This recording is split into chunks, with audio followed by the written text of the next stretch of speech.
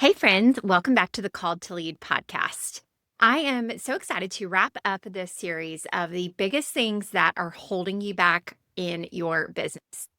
And in today's episode, we are going to be talking about time and your perception that you might have around how long it takes to be successful or how much time you actually have to put into your business each week or each month in order to see the results, or what things are what that you're going to spend your time on are going to bring the biggest impact into your business. And so we're going to be breaking all of this down into today's episode. So let's dive in. Yay.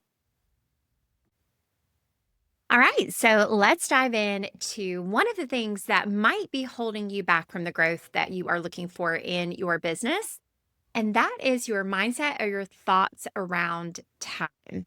So we've already talked about your money mindset might be holding you back. We've also talked about what it looks like to not go all in towards your goals.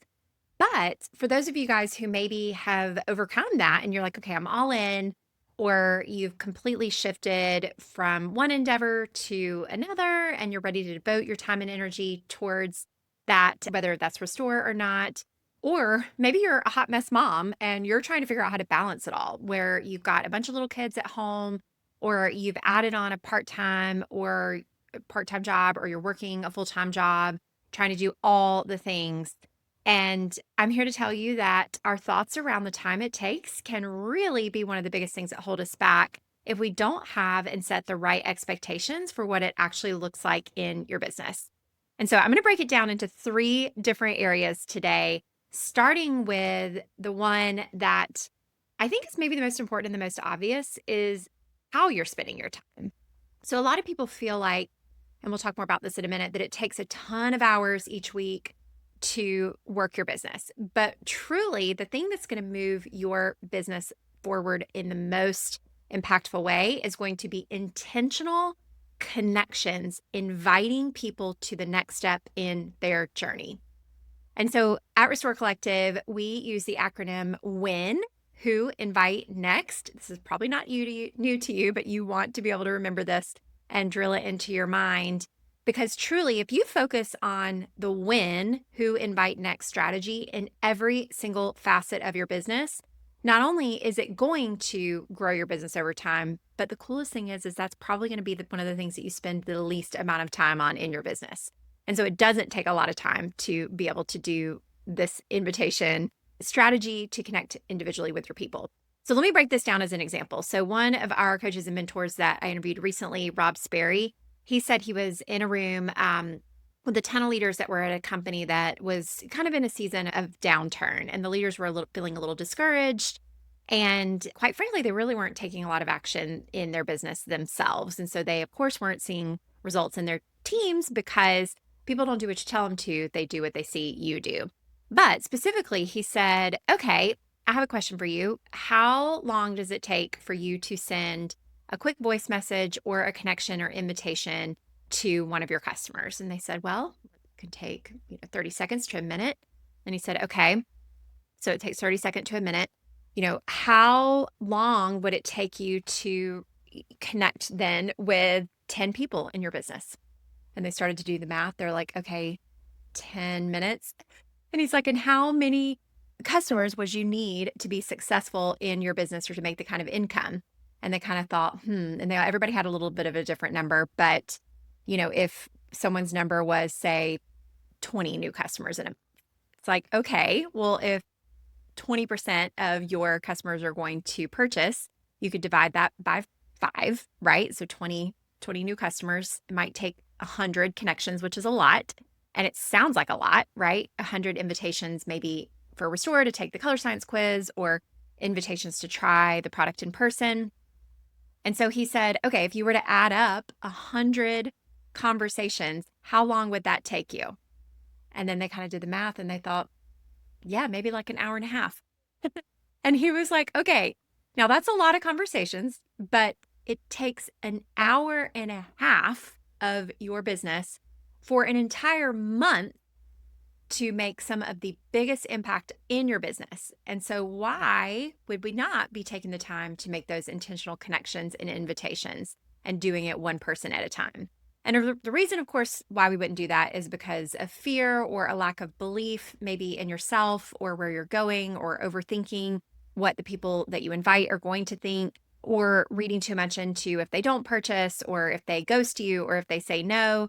But that's not really what this podcast is about. This podcast is about if it's true, and it is, that invitations, and specifically who are the people that you think would love your product or the business. Invite, what tool can you invite them to? Is it the color science quiz? Is it an in-person connection or makeover? Is it just a coffee chat to connect with them just on a personal level because it's been a minute? Is it an invitation to somebody that's already on your team or your branch if you're in Restore that you want to invite to your power hour, or to your WAM, or to something that your Founding Partner Mentors branch is hosting, or to the family call, or the All About the Family call? And then the invitation is what only takes less than a minute. It's best done using your voice so that they can hear your heart, so that it can be personalized, not with a little script or anything like that, though there's certainly great starting points that you can work from. It's really just share something great about them that you love. Like, hey, Susie, I loved seeing the pictures of your kids that you just posted on Facebook. I hope you guys are gearing up for a really fun Thanksgiving. And just share what it is that you love about whatever it is that you're sharing. So if it's about the business, you can share about, I can't help but feel like you'd be great at what I do. Or if it's about your products, you can say, I have recently found this line that I love because of XYZ. And then you invite them to the next step in whatever that is. So, if I were to send you a link to the color science quiz, would you have a few minutes to check it out? And what are they going to say? They're going to be like, okay, sure, I'll take the quiz. And then they're going to be on the site, and then they're going to be, kind of like sucked into like, wait, what is this? And then you didn't invite them to buy, you just invited them to the tool, which is the quiz.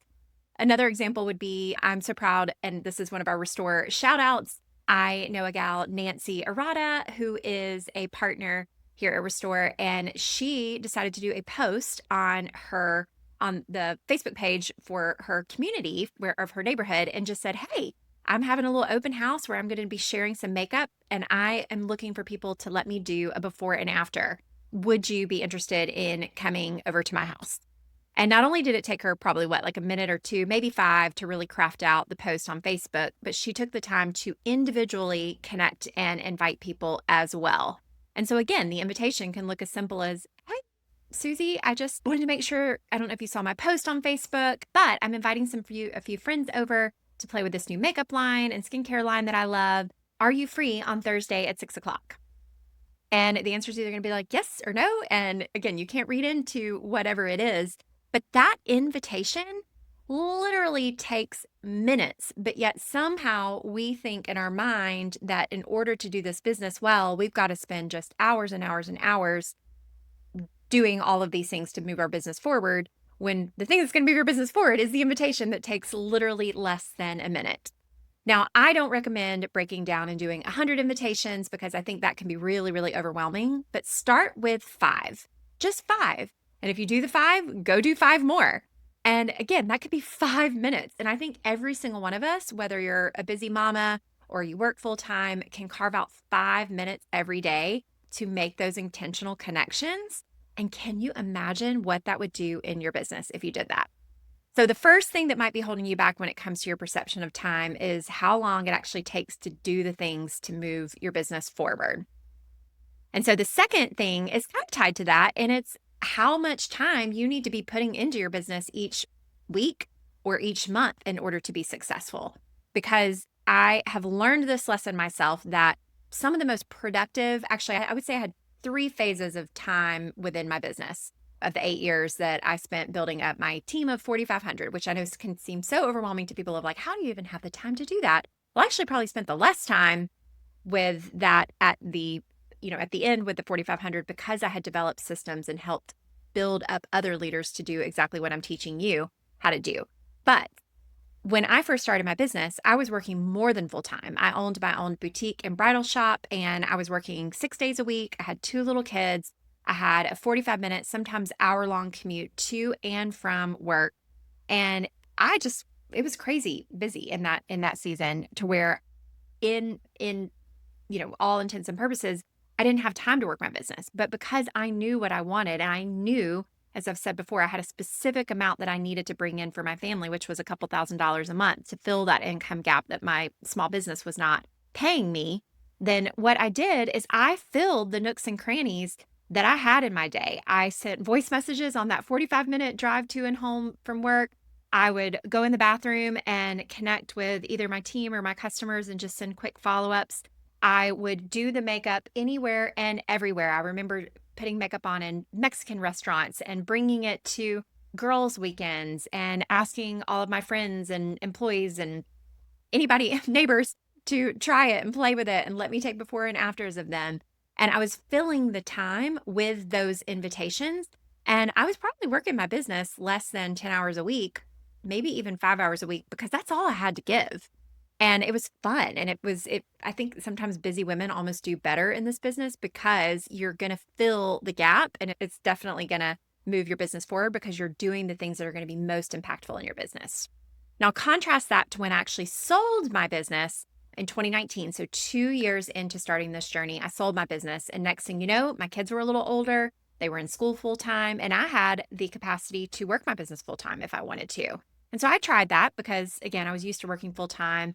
But what I found is my business actually went backwards because the perception of my team and my leaders is they didn't want to work their business full time and they didn't want to work how they saw me doing the business. And it was overwhelming to them because people don't join network marketing for the premise of starting another job. They just really don't. And if you have the time and capacity to work this business full time, that's great. But I want you to really think, could it be holding you back from growth in your business and developing other leaders if they feel like they have to show up with that same time and energy in order to have success in their business as well?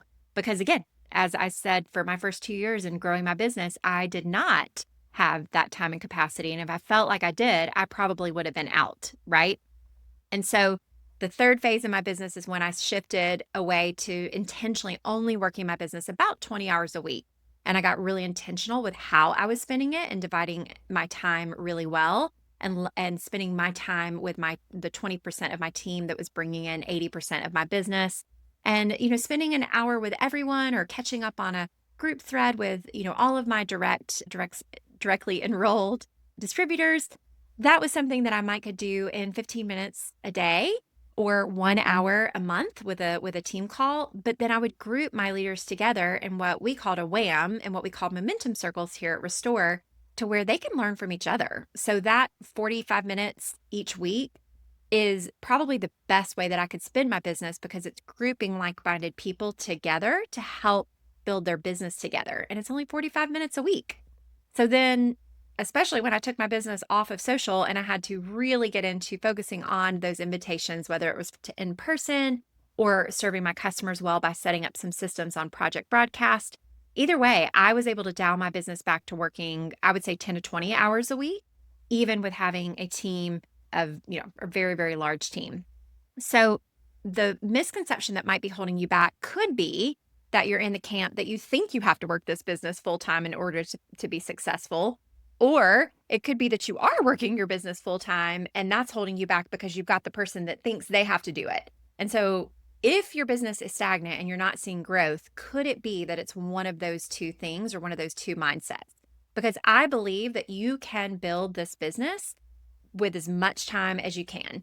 Now, if you are what we call a jogger, which is someone who's wanting to make a part-time income, I would say you probably are going to need to put in about 5 hours a week. And whether that's an hour a day or, 30 minutes a day, and then you make up the time for having one Beauty Lab experience or one online virtual event per week, you're definitely going to need to be consistently spending time each week growing your business and serving your team and spending time on customer acquisition, customer support, team acquisition, and team support. But that can be done in 5 hours a week. Now, if you are a runner and you have really big goals, you're going to need to up that to the 10 to 20 hours a week.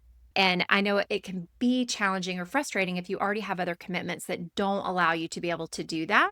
But that's okay. You can either reevaluate those commitments and those priorities and decide, if there's something that you can let go. Certainly your family is not one of those things that you should ever let go, but you can really kind of evaluate what that looks like in that season. And just be okay with the results that you have, knowing that they can and will compound if you just do this thing long enough.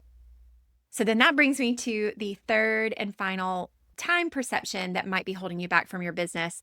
And it's the time it takes to actually see the big results in your business. So, specific to this last perception of time and what your thoughts around it might be and how long it takes to actually be successful, I can think back to a training that I was a part of at some point in my journey. And it was a training that was specifically targeted towards 6 and 7 figure earners. And what's interesting is, and it's Eric Worre, I believe, that, kind of coined this. He could have gotten it from someone else, but he says it takes 1 year to figure this business out. 1 year.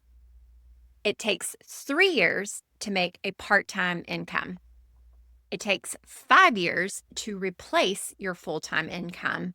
And it takes 7 years to have a world-class income. So again, multiple 6 figures, the kind of income that I know many of us could dream. It takes time.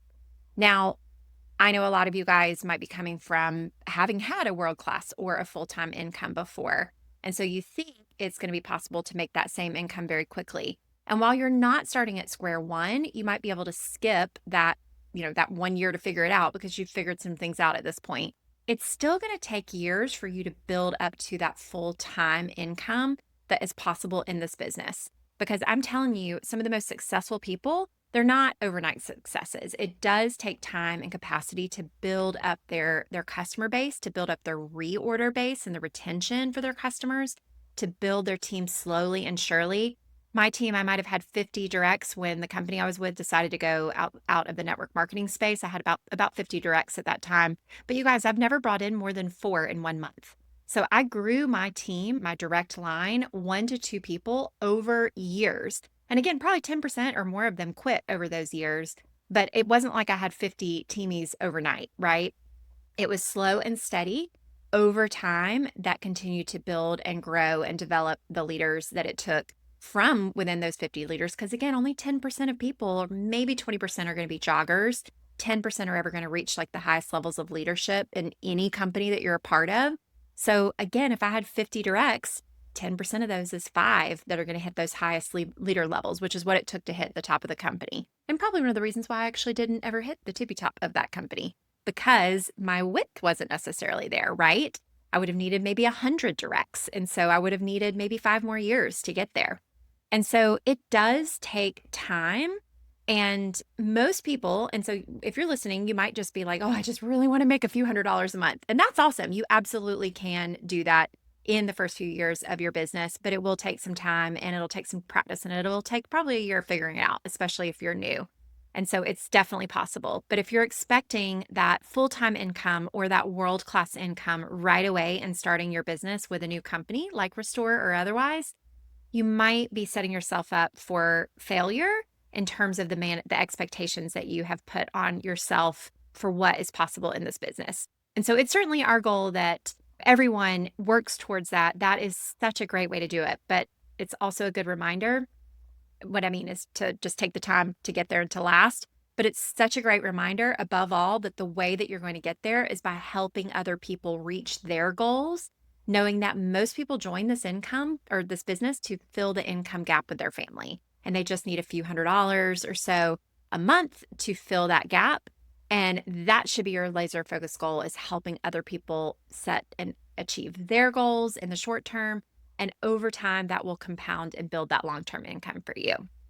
And so maybe you have had that same, misconception, and that's what's holding you back, as you're disappointed in the level of income that you're making based on what you might have made in the past, not realizing that it does take time in order to be able to do that.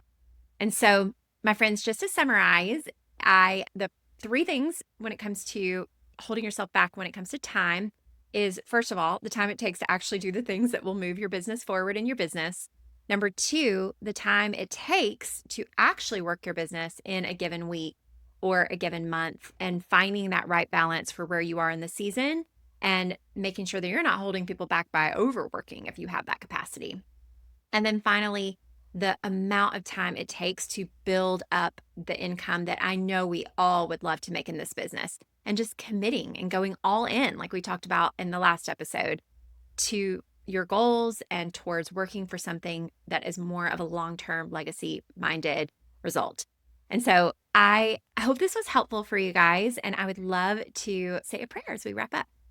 Lord, thank you so much for the experiences and the ups and the downs in my business of showing what it looks like to work this business over time in a sustainable, slow growing way that truly can be such a blessing if we just last and if we just look forward to what is possible in the future and we do the consistent things each and every day.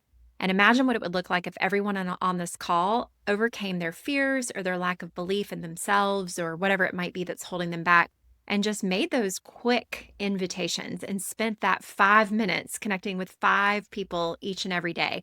What would that look like in terms of growing their business, in terms of growing themselves as a person, in terms of growing their income?